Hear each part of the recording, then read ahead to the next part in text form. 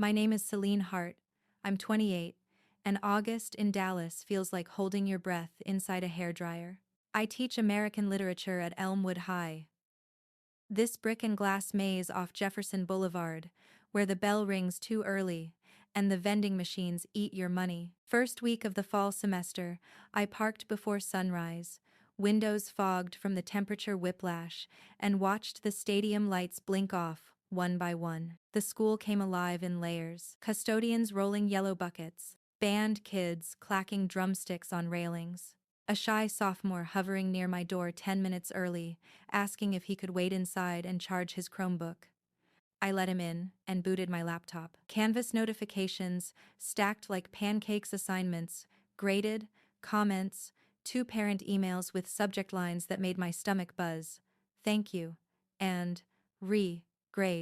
I opened the first. Miss Hart, we so appreciate you bumping Eli's 72 to a 90. He's been working so hard. Bless you. I didn't bump anything. My eyes went dry. I clicked through to my gradebook, heart doing a weird stutter in my throat. Numbers had shifted like someone nudged the table. 5 students in period 3 had mysteriously jumped 8 to 20 points overnight. The audit trail showed edits at 1:14 a.m. An admin override with a user ID that wasn't mine. I whispered to myself. That's not possible.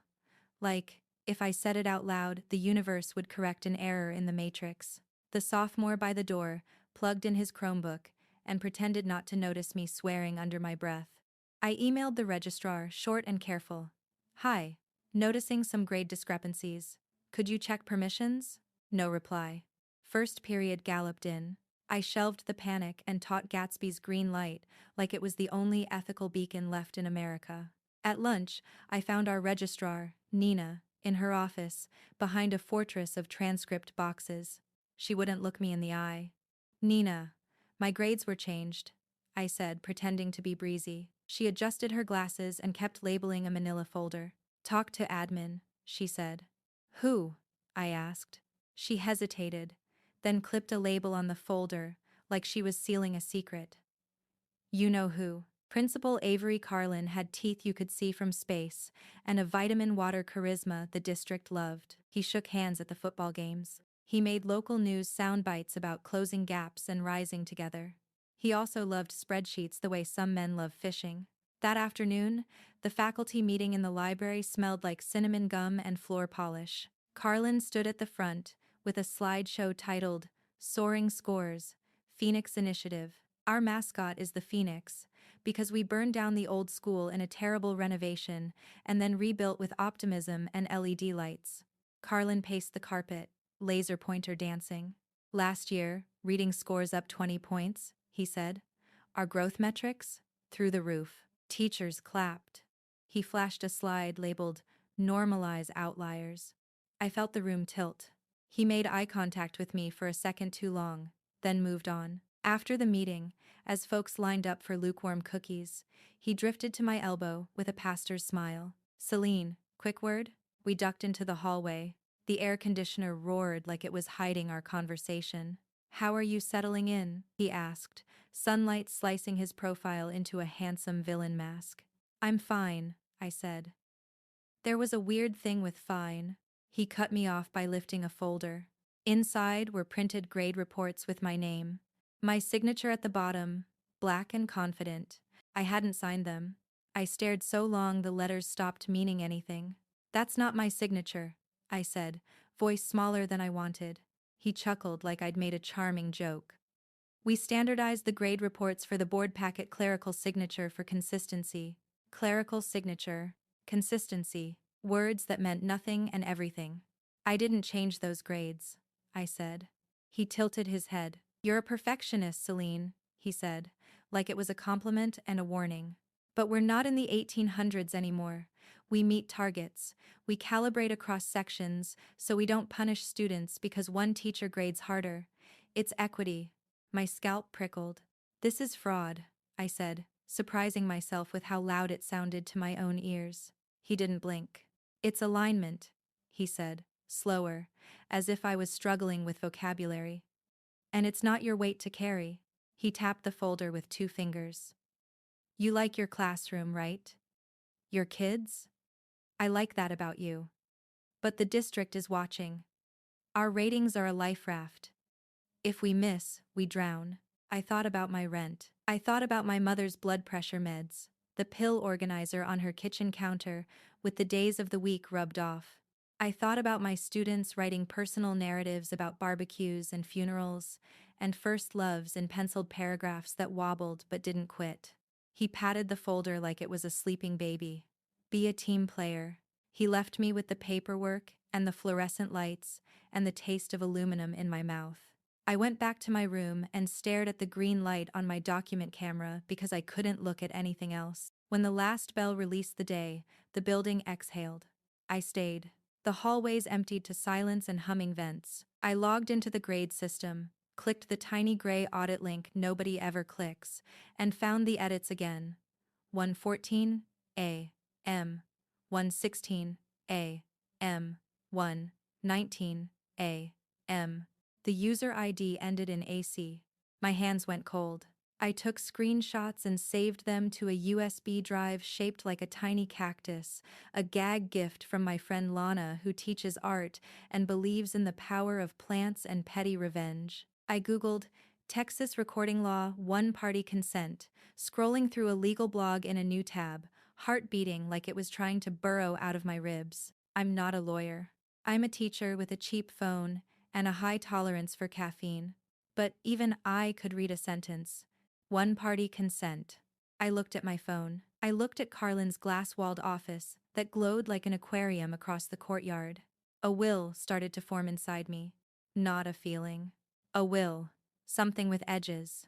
I packed my bag and walked home under a sky that looked like bruised peaches, the heat finally loosening its grip. My apartment smelled like laundry detergent and lemon dish soap. I dumped my bag on the couch and sat cross-legged on the carpet because the couch felt too soft for the mood I was in. I texted Lana. Something's wrong. Call? She FaceTimed, hair up, paint flecks on her cheekbone, a large ceramic bowl behind her in the studio like a moon. I told her everything. She swore in a way that felt like an embrace. You're not crazy, she said, but be careful. People like him don't feel shame, they weaponize it. I nodded, throat tight. What are you going to do? She asked. I looked at the phone's black screen reflecting my face back at me. I looked furious. I'm going to ask questions, I said. And I'm going to press record. Sleep didn't come. I lay awake under the whir of the ceiling fan, the city purring outside, thinking about 16-year-old Eli and his overnight miracle, about how a 90 looks like opportunity and a 72 looks like a door that won't open even if you kick it. Morning arrived gray and impatient. I wore a navy dress with pockets deep enough for courage and a phone. At 7 a.m., an email pinged into my inbox from admin divided by Elmwood. Please see me at 3:30 today. A. Carlin. I read it twice. I went through the motions of the day with a level of focus that felt like shock, dressed as professionalism. We analyzed hills like white elephants, the metaphor of the train, the choice, the words not said. Kids argued, earnest and wrong and right at the same time, and I loved them for it. At 3:29, I stood outside Carlin's office and inhaled until it hurt. His assistant wasn't there. The door was propped open with a textbook, How to Lead High-Performing Teams. I stepped in. His office smelled like citrus and a brand of cologne I associated with lawyers and men who golf. He was at his desk, jacket off, sleeves rolled, charisma on low simmer. Selene, he said. Close the door. I did, my palm damp on the knob. He pointed to a chair. Saturday. He didn't waste time. He reached into a drawer and slid a single-page document across the desk toward me. Non-disclosure agreement, he said. Standard. My phone felt like a hot coal in my pocket. I thought about the kids. I thought about Nina, labeling folders. I thought about the audit trail like a breadcrumb path through the woods, and how fairy tales only teach you two things: don't eat the candy, and don't trust the guy who smiles without his eyes. I pulled out my phone and opened voice memos under the desk. My thumb hovered. Carlin turned his laptop slightly, so I could see the screen. A file sat open in a window. yellow highlighted tabs like flags. "Let me show you how we keep our ship in the channel," he said. "You'll sleep better." He double-clicked. The file name bloomed across the screen in black and blue. Phoenix, 2024, Master Override, XLSX. The red dot on my recorder blinked. And then, the blinds rattled as someone yanked the cord, and the room fell into a soft, conspiratorial dim.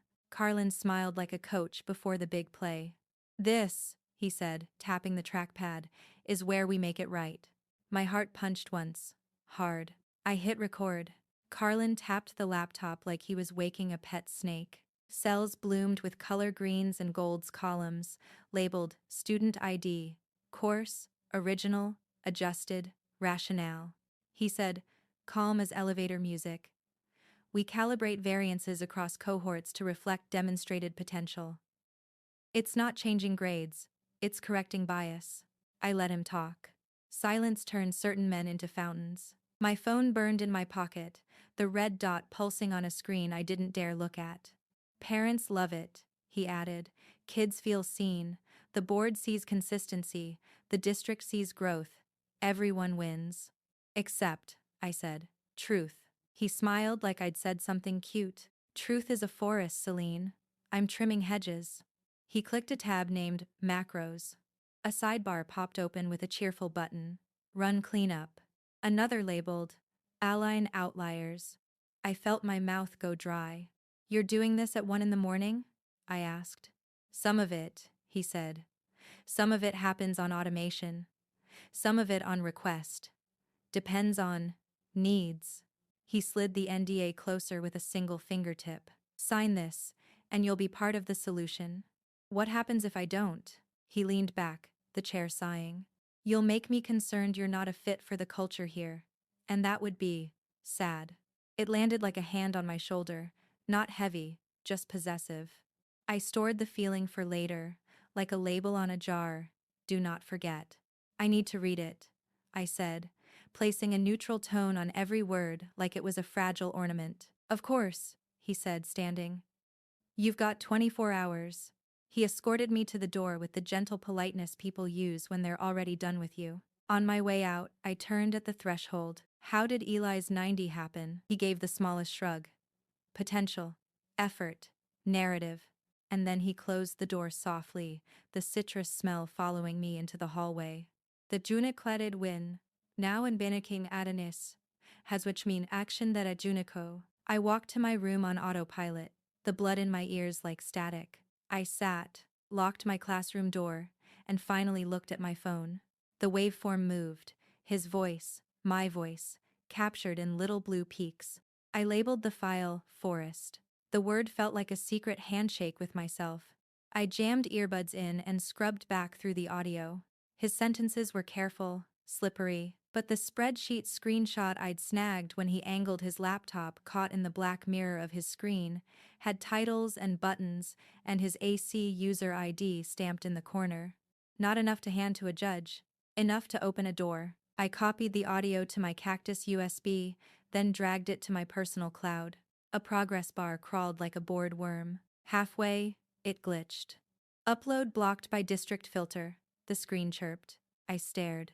Then I opened Gmail on my phone, selected the audio, hit Mail to Self. Sent. My chest loosened a millimeter. The second bell rang somewhere like a reminder the world hadn't fully tilted. I packed up, left for the day, and cut across the courtyard. Nina stood in a patch of shade, fingers worrying the strap of her lanyard. She looked up, startled, and then decided not to pretend. "Selene," she said, voice a thread. "Can I ask you something off the record?" Her mouth twitched. "We don't have an on the record." I told her I'd seen the audit log. She pressed her lips together, then said quietly, "It's bigger than him." "Who?" I asked. She shook her head. "Don't put it in email, and don't say my name." "Nina? Please." Her eyes were shiny. A ring mark on her finger. No ring. For a second, I saw her not as the registrar but as a person who wanted to get through her day without choosing between rent and ethics. I nodded. "Okay. Be careful," she said. "People disappear? Or just pay grades?" I tried to smile. She didn't. She would 7 here, indischen Sige, and well the rue for, and absent Sige, with the parley, and herch to a and haps of the raider for, and her fade, and with fority, and her for, and haps of now, 7 with her a and herchness, and 80, and for pass. That night I went to Lana's studio. Clay dust swirled in the air like a tiny galaxy. She wiped her hands on a towel and handed me tea that tasted like a garden and aspirin. We sat on stools, knees touching. I played the recording. She closed her eyes for most of it, like she was listening to a heartbeat. When it ended, she said, "He said nothing, and he said everything." "I need more," I said. She nodded. "Okay. You need documents, not just vibes. You need someone inside who's scared enough to tell you things but not so scared they'll run." "Nina," I said. "The registrar is the nerve center," she said. "They know where bones are buried." I told her Nina's warning. Lana chewed the inside of her cheek. "Then you need a redundancy plan, multiple copies, diffusion." She slid open a drawer and produced a second Cactus USB. "You get a matching set." "You are very on brand," I said, laughing without humor. "I'm serious," she said. "Back up everything in 3 places, one of them analog if you can." "Analog? Print some stuff, Selene." "On district printers?" She winced. "Okay, not that analog." We made a list on a legal pad. Audit logs? Screenshots of macros. Emails. The NDA. Recordings of conversations with Carlin that included specific phrases, calibrate variances, align outliers, board packet. Someone else present, if possible. We added, student testimony? With a question mark so big it looked like a cliff. I watched Lana's pencil move. The graphite whispered, "You're building a case." I thought about my mom texting every Sunday night, "How's your week look? Call me when you can."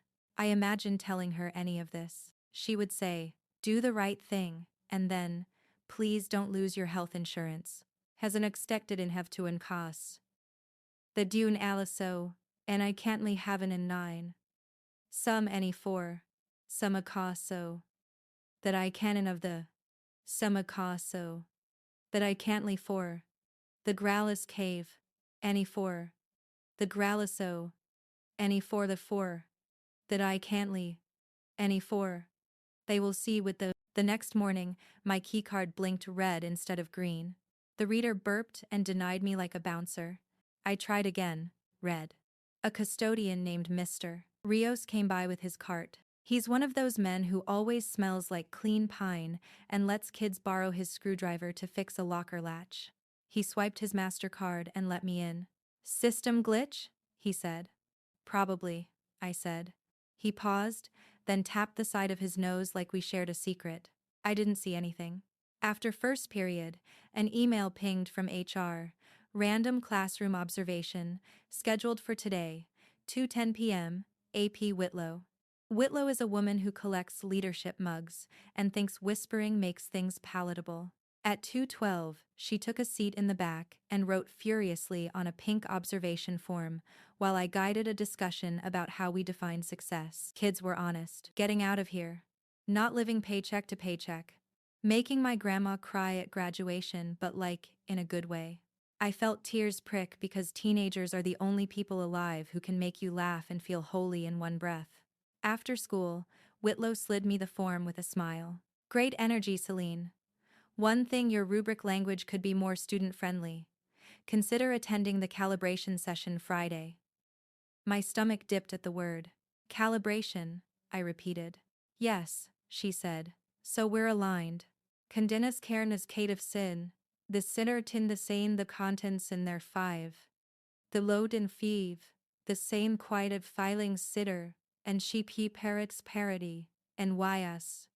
The load and min." At 4:45, my phone buzzed. Email from Carlin. "Friendly reminder about the NDA. Swing by before you head out?" I stared.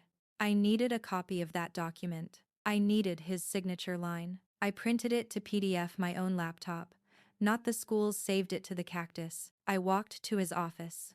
He wasn't there. On his desk, the NDA sat with a sticky note. "Selene review. A. My pulse tapped at my throat. I took out my phone, snapped photos of the entire document. Texas law is not a scene partner, but paperwork is.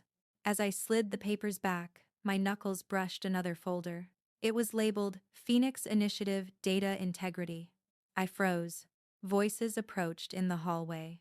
I left, fast enough to look guilty, but slow enough to pretend I didn't. Back in my room, I opened the student information system to check the audit trail again. The screen loaded, a little slower than usual, like it was thinking about lying.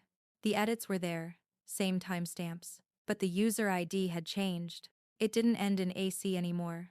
It ended in ESH. My initials. They had made me the origin of my own nightmare. I grabbed the back of my chair and held it like it could keep me from falling through the floor. A new email landed. Notice of concern. Subject line. I clicked. Dear Miss Hart, an internal review flagged irregularities in grade changes originating from your account. Please attend a meeting with HR and the Data Integrity Office on Friday at 3:30 p.m. Friday at 3:30 p.m., the exact time Carlin had first pulled me in. My classroom suddenly felt too bright, like an interrogation room. I dialed Lana. Straight to voicemail. I typed a text to Nina. They switched the log to my ID. 3 dots appeared, then disappeared, then nothing. My second period kid, Eli, knocked on my open door. He lingered at the threshold like he'd realized he'd entered a scene mid-plot. Miss Hart? I wiped my face fast. What's up, Eli? He looked at his shoes. My mom got congrats on academic improvement letter. She thinks I'm going to be valedictorian now. I don't know what to tell her. I swallowed hard. What do you think you should tell her? He thought. That I'm trying, that's all I got. That's honest, I said. He nodded, relieved just to have said it. Okay, see you tomorrow. When he left, I made a decision, fast and sharp. If they were going to set the house on fire and call it a controlled burn, I was going to pull the alarm. I opened a new email. 2. School board public comment at, I typed. Subject, urgent, grade tampering and data misrepresentation at Elmwood High. I attached the audio, the screenshots, the NDA photos, everything I had. I wrote 2 paragraphs that felt like ripping fabric, clean and loud. I hovered over send. The mouse trembled under my fingers. The screen flickered. A box popped up. Session expired. Please log in. I re-entered my password. Invalid credentials. My heart tripped. I tried again. Locked. The lights in my room fluttered like a held breath. Down the hall, footsteps. Firm, official. A walkie crackled. Keys jangled outside my door. A voice. Miss Hart? It's AP Whitlow and security. We need to speak with you. I stared at the useless login prompt, my fingers still hovering over a send button that wasn't there anymore. And then, the door handle turned. The handle clicked. That tiny sound carried more weight than any threat ever could.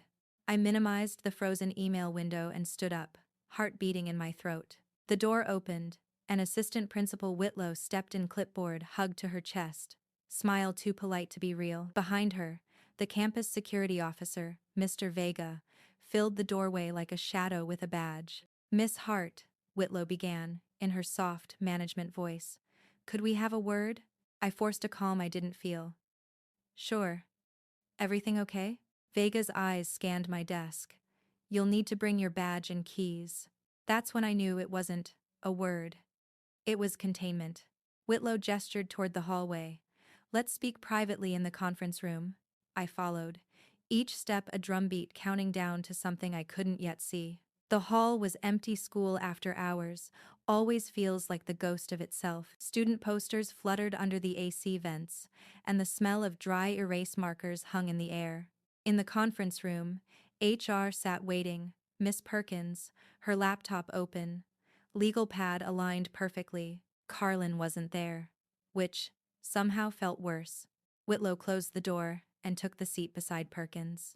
Vega remained standing by the exit, arms crossed, silent muscle. Perkins cleared her throat. Miss Hart, this is a preliminary inquiry regarding grade integrity discrepancies linked to your account. I blinked. My account? She nodded, neutral. Yes. Records indicate multiple grade adjustments in your class sections. We're not assuming intent, just gathering information. My palms dampened. They'd built the stage, and I was the villain on it. I didn't change any grades, I said. Check the audit trail timestamps. It wasn't me. Perkins clicked her trackpad, eyes skimming her screen. Those records show your credentials were used.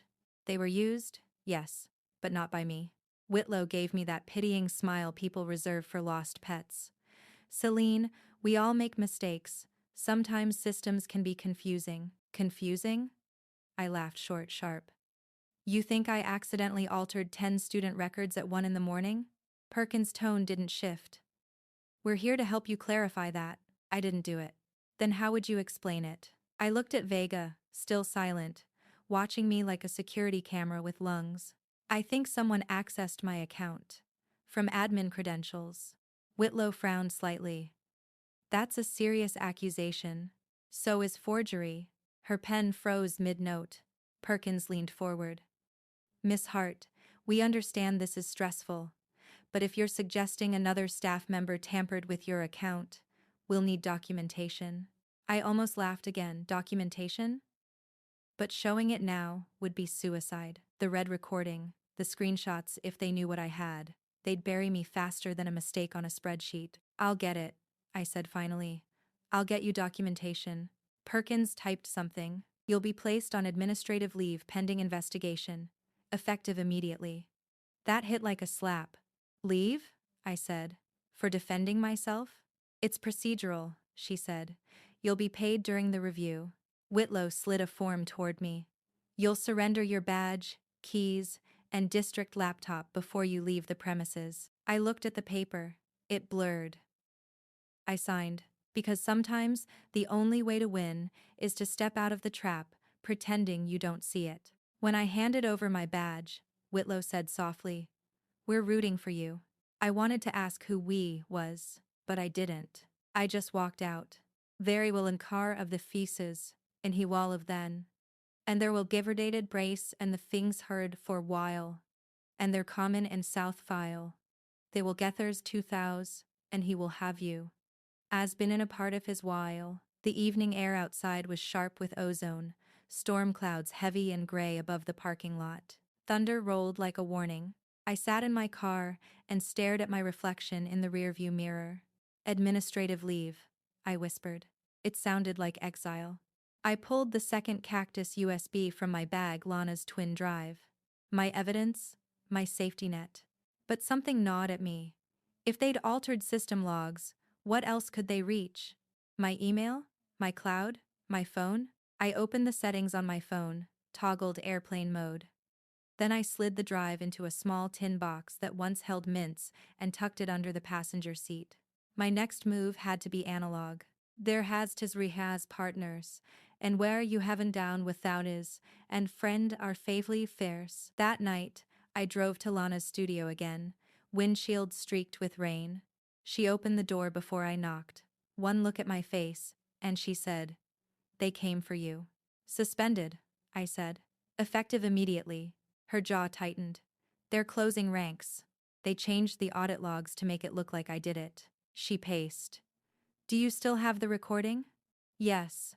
And I printed the NDA he gave me." "Good." She took a deep breath. "Now, we stop playing defense." She grabbed her laptop and opened a browser. "School board meeting next one's Tuesday night. Public comment section. 3 minutes per person." I sat heavily. They'll shut me down. They can't erase what's already spoken in public record. I looked at her, at the stubborn gleam in her eyes. "You think they'll let me walk in there?" She smiled grimly. "Then we bring the truth somewhere they can't control. Like press," she said. "Independent, local someone, who doesn't need the district's advertising money." I hesitated. "That's dangerous, Lana." "So is silence." She reached over, squeezed my hand. "We'll be smart. Anonymous if we can. The son tames, and a quarter has been self fancy. It is choir presented for the verses. The power is self, a lot of, and fanning. And as in Manus." Saturday morning, I woke to pounding rain and my phone buzzing on the nightstand. Unknown number, I answered. A woman's voice. Miss Hart? This is Dana LeBlanc, investigative reporter with the Dallas Chronicle. I got your contact from a friend who said you might have information about grade manipulation at Elmwood High. My stomach dropped. What friend? She didn't want to be named, said you'd understand. Lana. It had to be. Dana continued. We've been tracking similar reports in 2 other schools. If you're willing to talk off record at first, we could verify your evidence before we go public. I sat up. What do you need from me? Proof. Anything that ties this to administration. Documents, emails, recordings. I hesitated, looking at the tin box on my desk. I have something, I said. But not over the phone. She agreed to meet at a diner near Deep Ellum Sunday morning, 9 a.m. Before hanging up, she said, "Be careful, we've had sources disappear mid-story." Disappear. The word echoed long after the line went dead. Our one take that as give cited 5. In that Dayton's in 5. Sunday came pale and humid. I wore a baseball cap and sunglasses that made me look like I was trying too hard not to look suspicious. The diner smelled like coffee and frying oil. Dana was in a corner booth, laptop open, hair in a messy bun, energy sharp. "Selene," she said, shaking my hand firmly. "I appreciate you coming. We talked for an hour." I gave her the overview: Carlin, the Phoenix Initiative, the falsified grades, the audit logs, the NDA. Her eyes narrowed at each detail. "This goes higher," she muttered. "If he's faking data, the district's state funding numbers are inflated too." She asked for copies of the files. I hesitated. "I can't give you the USB yet. It's my only one. But I can show you the recordings." I plugged my phone in and played the forest file quietly under the diner noise. Carlin's voice oozed from the speaker. "Truth is a forest, Selene. I'm trimming hedges." Dana's expression hardened. "That's gold." She looked up. "When's your HR meeting?" "Friday." "Perfect," she said. "Buy us time. I'll start background checks on Carlin, the district, the board. You keep your head down. And keep that drive somewhere no one will find." As we left the diner, I saw a black SUV parked across the street, engine idling, windows tinted. Probably nothing. But when I turned my car onto Main, the SUV merged behind me. 2 turns later, it was still there. At the next light, I took a hard right into a gas station, parked by the air pump, and waited. The SUV cruised past slow, deliberate before disappearing down the street. Coincidence? Maybe. But my hands wouldn't stop shaking. As considering anyone. "It's much progress with the nade half." That night, I got a text from a blocked number. "Stop digging. You're already buried." No punctuation, no signature. Just a statement. I stared at it for a long time. Then I typed back 3 words and hit send before I could second guess it. "I teach truth." The message went through. A minute later, 3 dots appeared, then vanished. I locked my phone, tossed it onto the couch, and stood by the window. The rain had stopped. In the reflection of the glass, I caught a faint red blink from the street taillights parked too long outside my building. "Watching, waiting," I whispered to myself. They picked the wrong teacher. Monday morning came gray and quiet.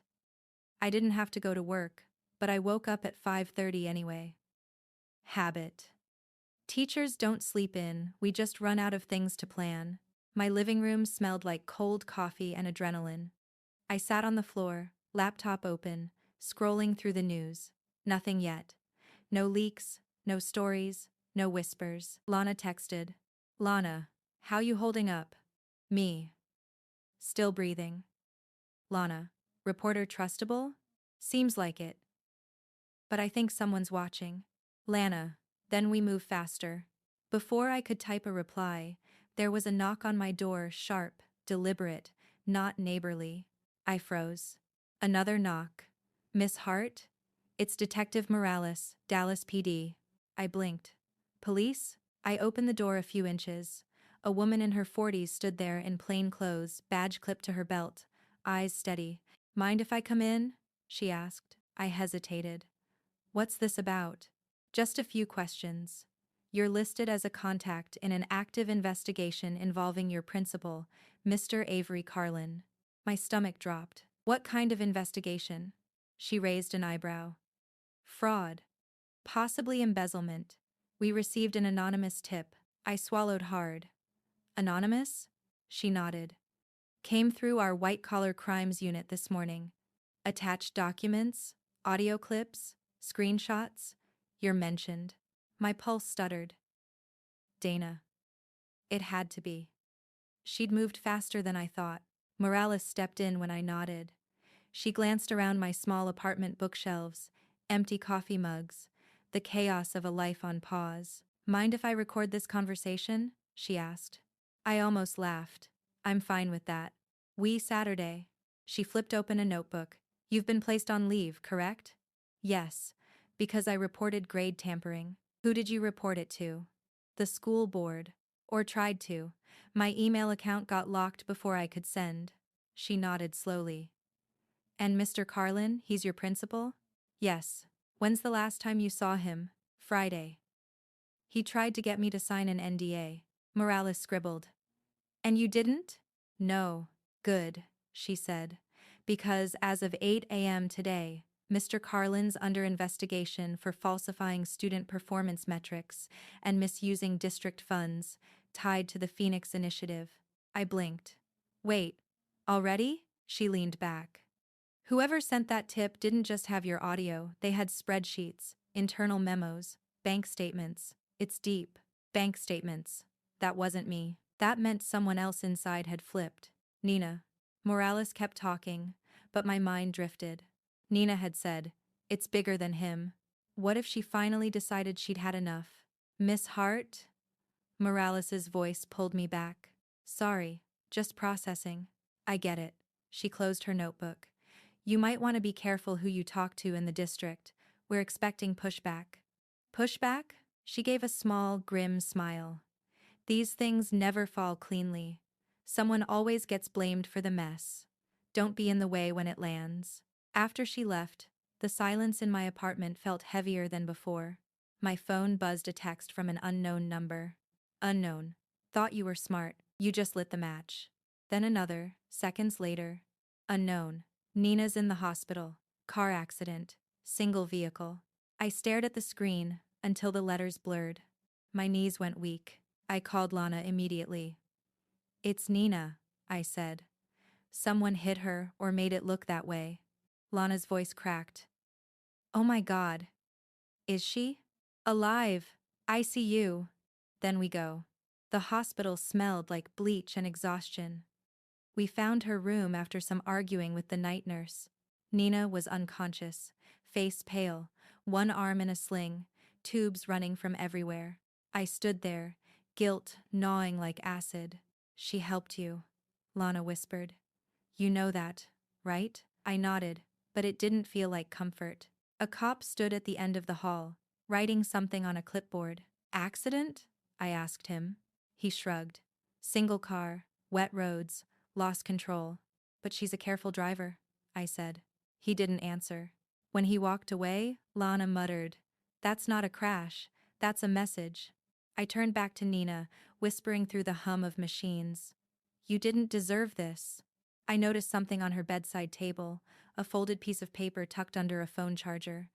I looked around, no one watching. I slipped it into my pocket.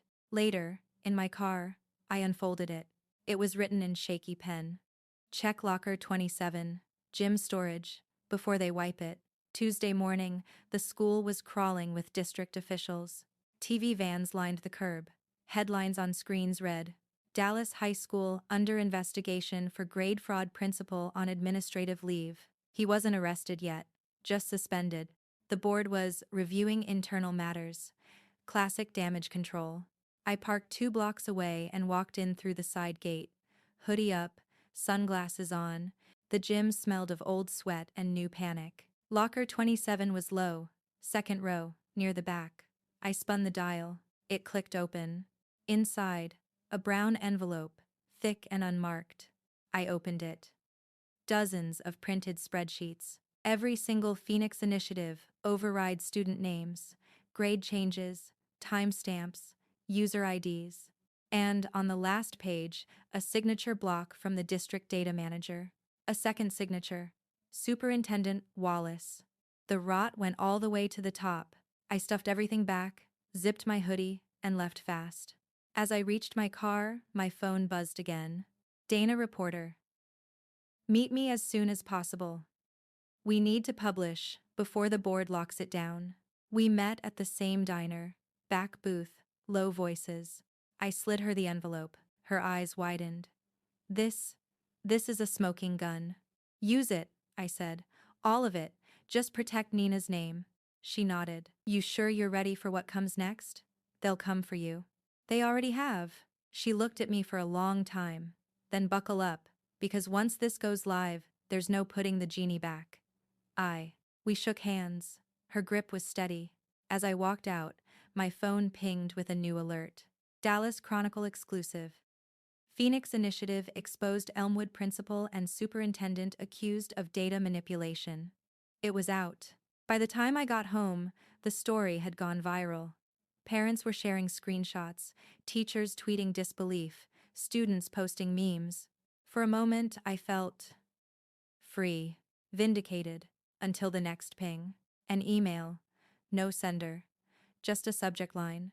Nice story, Selene. Too bad you forgot who holds the real files. Attached was a photo of me taken through my apartment window. My blood turned to ice. Someone was still watching. And this time, I didn't think it was Carlin. The photo was grainy, shot through my apartment window, but clear enough. Me at my desk, hoodie half-zipped, blue glow from the laptop reflecting off my face. The email body said only, "You think you ended it. You just made it public." I sat frozen. Every instinct screamed run, but there was nowhere to go. I shut my blinds, checked the locks twice, then yanked my phone charger from the wall and threw the phone onto the couch. It buzzed once more, face down. I didn't look. When the silence finally settled, I whispered, "You wanted the truth, Selene. You got it. Now what?" By morning, the world had changed. The Dallas Chronicle story had exploded TV anchors, Twitter threads, angry parents at board meetings. Carlin was suspended indefinitely. The superintendent had stepped aside pending review. And me? I'd become a headline too. Whistleblower teacher sparks education scandal. My inbox overflowed with messages, former students thanking me, teachers whispering support, strangers telling me to stay strong. But for every message of encouragement, there were others. Liar. Bitter. Ruining kids' futures. I closed my laptop before I drowned in the noise. Then, a knock on my door. Not loud, gentle, almost polite. Through the peephole, I saw Dana, the reporter, clutching her phone and a coffee cup. I let her in. "You saw the story blow up?" she asked, half breathless. "Yeah, it's everywhere." "Good, that's pressure. But we've got a problem." She slid her phone across the table. On the screen, a new headline. Breaking. Whistleblower's legitimacy questioned, district suggests. Evidence tampered by teacher under investigation. Below it, a still frame from the recording. My voice mid-sentence, spliced awkwardly. The audio clearly edited. "They doctored it," I said. "They're claiming you doctored it," Dana corrected softly. "That the recording was manipulated to frame Carlin." I laughed bitterly. "Of course they are. They've hired a PR firm," Dana said. "They're spinning hard. If they control the narrative long enough, you'll be discredited before the state audit even begins." I sank into a chair.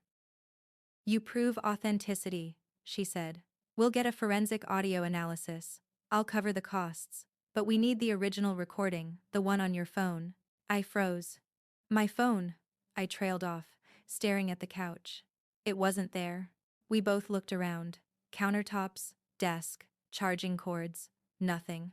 "When's the last time you saw it?" Dana asked. "Last night." I threw it on the couch. We checked everywhere, the kitchen, the bathroom, under cushions. Gone. My breath went shallow. "Someone took it." Dana's voice went low. "Then they're not just watching, Selene. They're inside." By afternoon, my name was trending. And not in the good way. The district's statement called me a disgruntled employee facing disciplinary action. They hinted at possible data tampering to support false claims. TV anchors said things like, "There's still a lot we don't know about Miss Hart."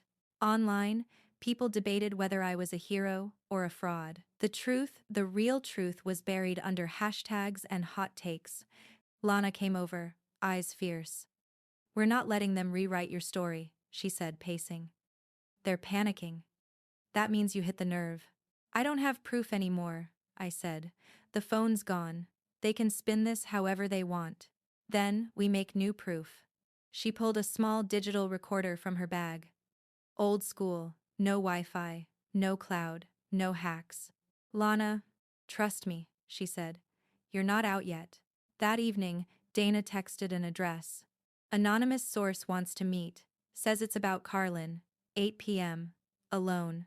Every rational cell in my body told me not to go, but the word source lit something reckless inside me. At 8:02, I parked near a warehouse in Oak Cliff, rain misting under streetlights. The building looked half-abandoned, metal siding, graffiti, one flickering bulb over the side door. I stepped inside.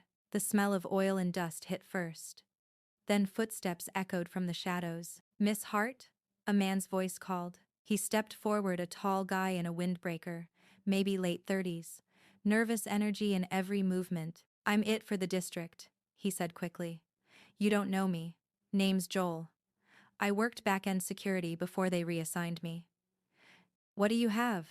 I asked. He held up a flash drive. "Server backups from 3 months ago. I saw the override macros before Carlin wiped them." "You were right." I exhaled for the first time in hours. "Thank God." He looked over his shoulder. "I can't give this to the press. If they trace it to me, I'm done. But I can give it to you." He placed the drive in my hand. "Back up it twice, then disappear for a few days." Before I could thank him, a sound cut through the warehouse tires screeching outside. Joel's eyes widened. "They followed you." He pushed me behind a stack of crates.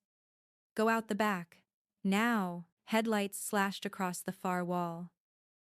I ran. Out the rear exit, down an alley slick with rain. My heart hammered in my ears. Behind me, a man shouted, "Hey!" I didn't look back. I ducked behind a dumpster, breath ragged, clutching the drive. A shadow moved near the corner, flashlight beam sweeping across the alley. Then voices. 2 of them. Male. "She's gone." "Car's still here." "Search the back lot." Footsteps receded. I waited until I couldn't hear anything but my pulse. Then I ran again, half a mile until I hit a bus stop, collapsed onto the bench, soaked, shaking, but alive. The drive was still in my fist. By the time I got home, it was past midnight. Lana called immediately. "Where were you? You said you'd text." "Couldn't. They found me." "Jesus, Selene." I got something. I held up the flash drive to my webcam. "Server backups, proof." Her eyes widened. "Then we upload it. Everywhere." "Not yet. I don't know what's on it. Need to check it first." "Then check it fast." I plugged the drive into my personal laptop, hands trembling. Folders filled the screen, spreadsheets, internal memos, even archived emails between the superintendent and district finance. I opened one file. At the top, Phoenix Metrics final adjustments, state submission. Line after line of falsified scores, with initials from 5 different administrators. Not just Elmwood, 5 other schools. "This wasn't one man's crime, it was systemic," I whispered. "They built a kingdom on lies." And then my screen flickered. A new window appeared. "Accessing restricted files detected." The laptop froze. Then, the screen went black. My heart stopped. Smoke curled from the USB port. The flash drive was fried. I yanked it out, staring at the melted plastic. And that's when I realized it wasn't a drive. It was a trap. When the screen went black, I just sat there staring at my reflection in the dead laptop screen, the faint smell of burnt plastic curling into the air. For a few seconds, I couldn't move. Then adrenaline slammed through me. I yanked the plug, opened every window, like fresh air could fix betrayal. "Joel," I whispered. "You son of a..." I grabbed my car keys and the useless melted drive, then called Dana, straight to voicemail. I tried again. Same. Next. Lana. Don't open anything, she said immediately. They're tracking you. It wasn't a virus, I said. It fried the hardware. It was sabotage. Silence on the other end. Then, Selene, maybe Joel wasn't who you thought. By morning, the Chronicle's follow-up story had vanished.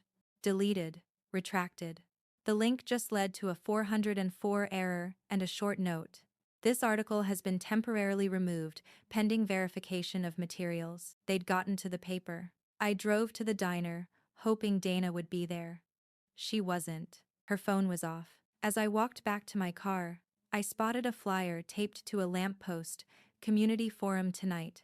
Elmwood scandal update. Guest speaker. Interim principal, Avery Carlin. He was back, smiling for cameras like the villain had respawned.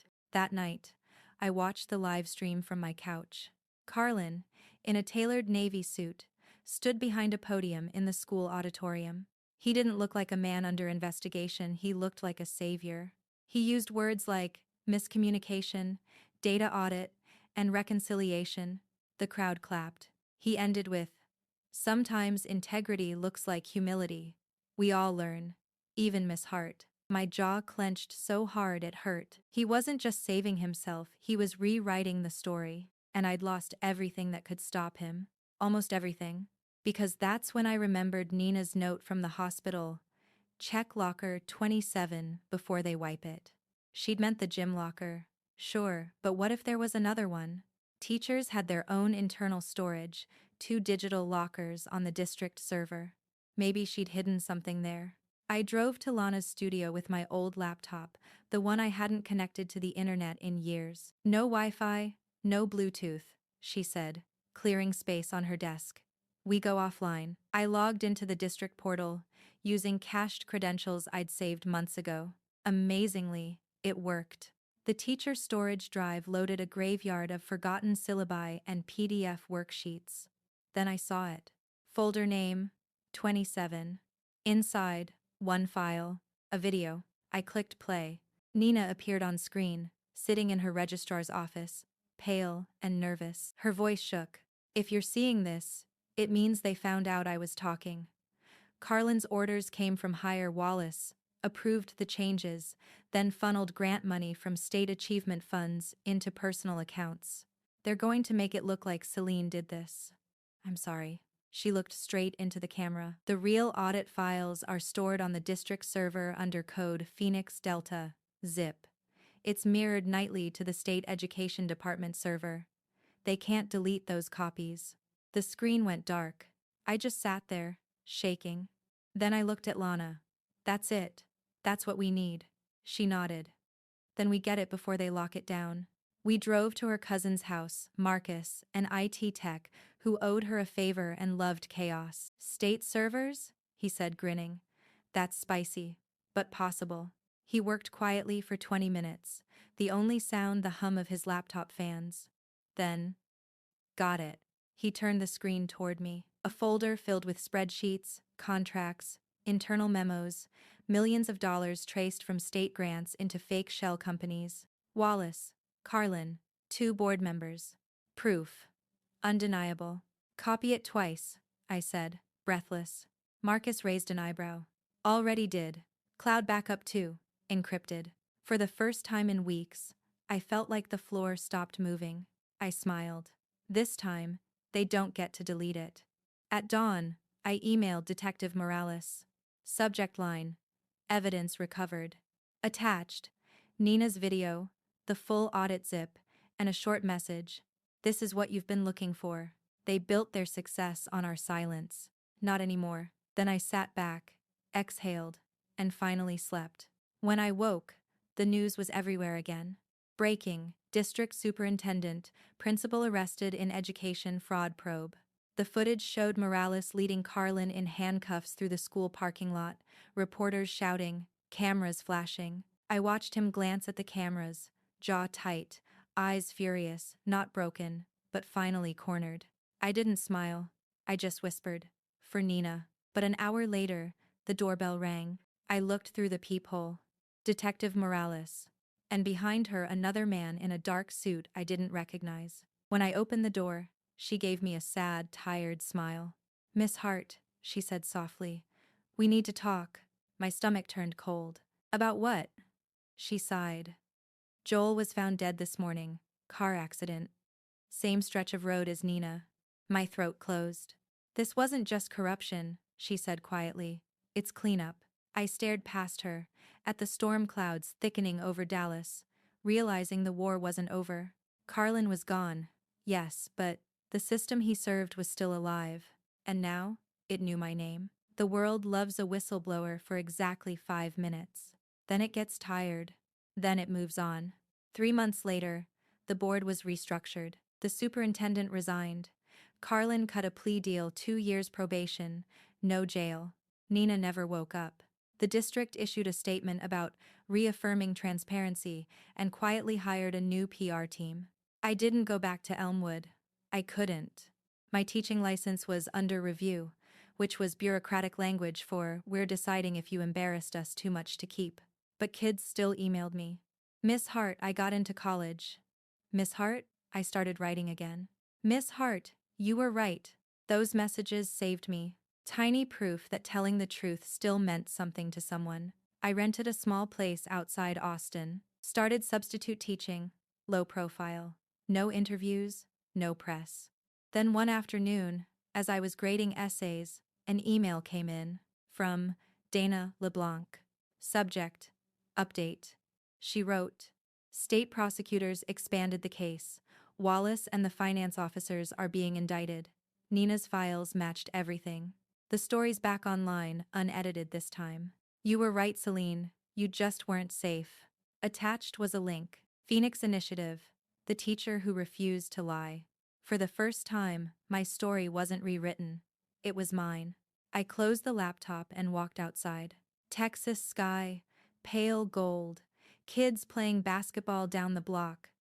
The sound of someone's radio drifting through the heat. I realized revenge hadn't been what I wanted after all. It was accountability, and the cost was high. Too high, maybe. But the silence would have cost more. A week later, I got a letter in the mail from the state education board. One sentence stood out. Reinstatement approved. I laughed, one of those broken, relieved laughs that sound like crying.